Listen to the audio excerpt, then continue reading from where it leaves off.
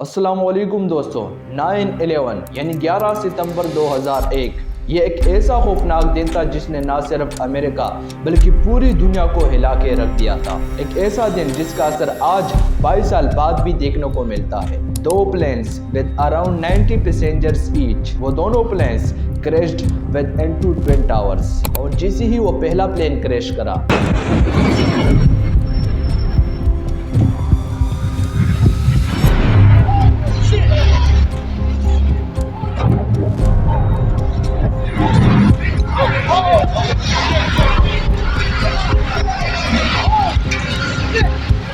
सारे लोग जो बिल्डिंग के आसपास थे, सारे टीवी चैनल्स वाले जो बिल्डिंग के अंदर थे, वो सभी लोग पैनिक मूड में चले गए। इनके सामने कुछ ऐसा हो रहा था जो वो बिलीव भी नहीं कर रहे थे। सारे के सारे न्यूज़ चैनल्स ने इस इंसिडेंट को कवर करना शुरू कर दिया था, क्योंकि उन्होंने ऐसा इंसिडेंट आज तक नहीं देखा था। सारे लोग शॉक में थे और सारे टीवी चैनल इस इंसिडेंट को कवर कर रहे थे। और इसके बाद जो दूसरा प्लेन था वो सेकंड टावर को क्रैश कर गया और ये क्रैश पूरी दुनिया ने लाइव देखा था।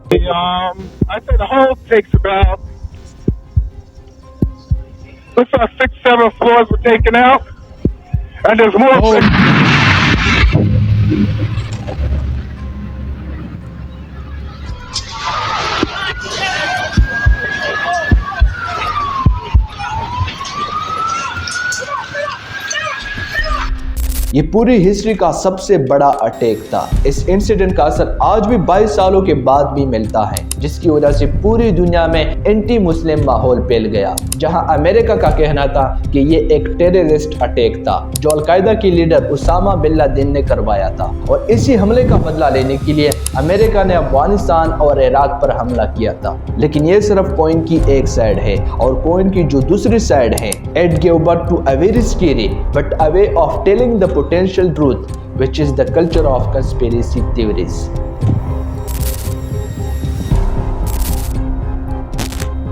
ये पूरी बात तो 2001 की है, लेकिन सबसे फैसिनेटिंग बात यह है कि आज के टाइम पे 1/3 अमेरिका का ये बिलीव है कि ये जो भी हुआ था ये एक टेररिस्ट अटैक नहीं, बल्कि ये एक गवर्नमेंट प्लान था, क्योंकि अमेरिका इराक के ऑयल पर कब्जा करना चाहता था। लेकिन इस सबसे बढ़कर अमेरिका का असली मकसद इजरायली एक्सपेंशनिज्म था।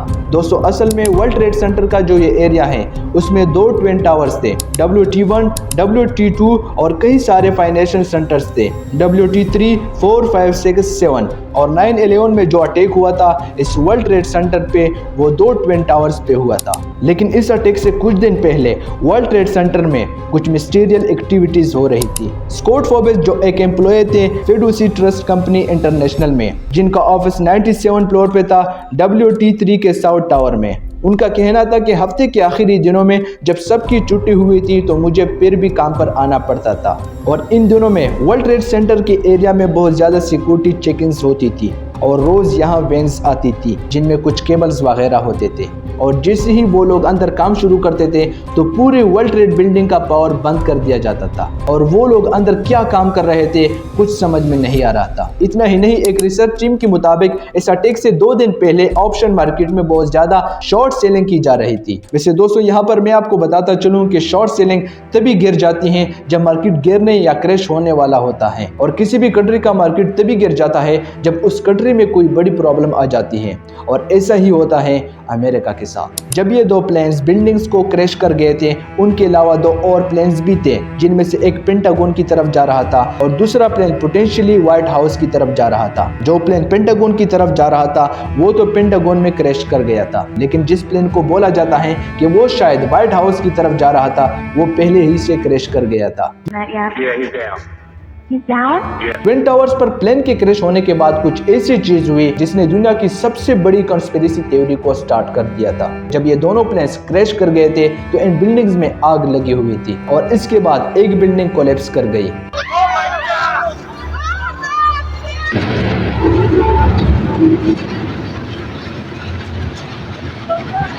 और इसकी थोड़ी देर बाद दूसरी बिल्डिंग भी पूरी तरीके से कोलैप्स कर गई थी।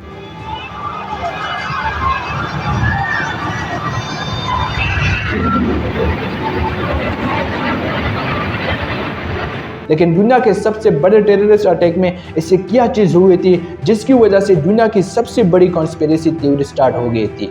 Watch this. The ladies that are with me were in the World Trade Center in the first building and escaped through the lobby where they report they believe there was a bomb in the lobby. And as we were coming out, we passed the lobby. There was no lobby. So I believe the bomb hit the lobby first. Bombs. लोगों को bomb सुनाई दिए even before the crash. लेकिन world trade centre की buildings में bomb कैसे हो सकती हैं? How is it possible?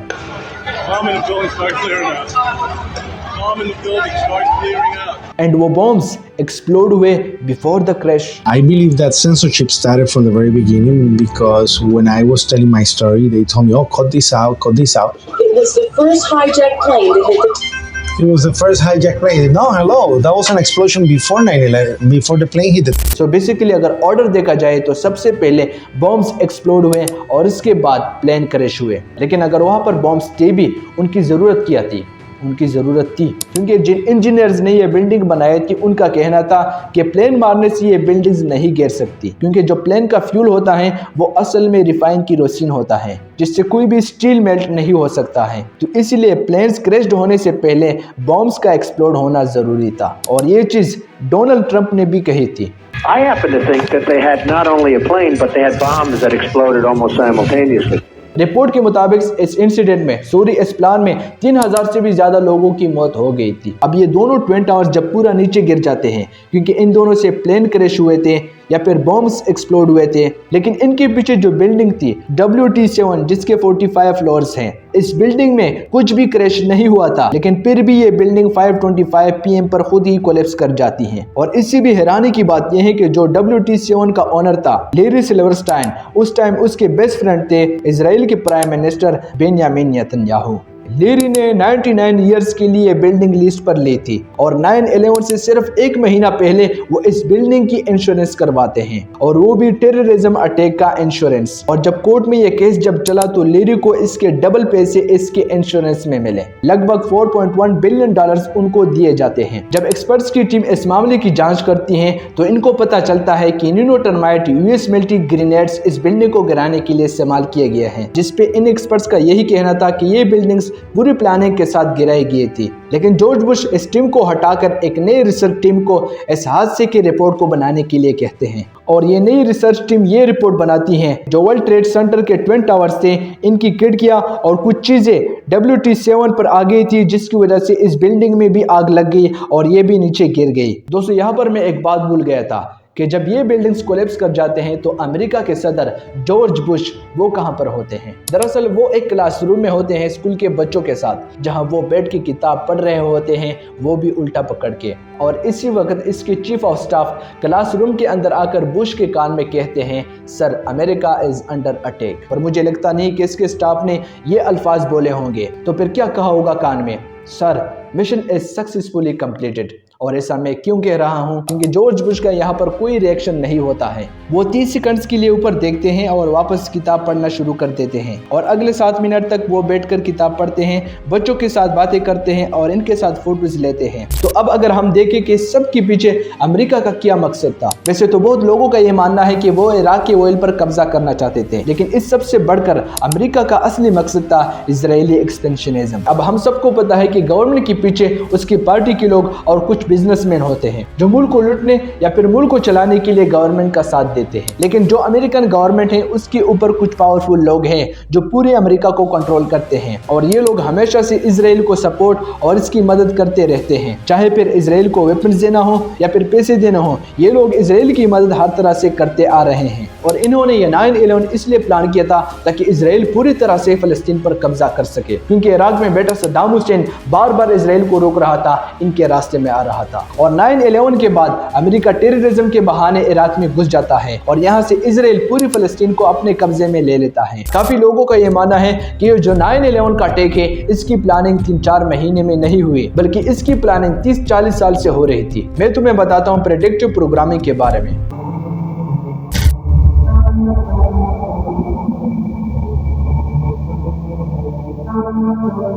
जो आइडिया है कि 2 प्लेन क्रैश करेंगे ट्विन टावर्स पे, ये आइडिया यूएस गवर्नमेंट ने पूरी दुनिया के ब्रेन में कहीं ना कहीं इंस्टॉल कर दिया था और इंस्टॉल करा जा रहा था काफी सालों से। पिछले कई सालों से हम जितनी भी मूवीज, ड्रामाज या कार्टून्स देखे हैं, द आइडिया के 2 प्लेन्स क्रैश करेंगे ट्विन टावर्स के अंदर on the specific date September 11, 2001। ये जो पूरा आइडिया है ये हमारे दिमाग में काफी टाइम से इंस्टॉल कराया जा रहा था through the media we consume.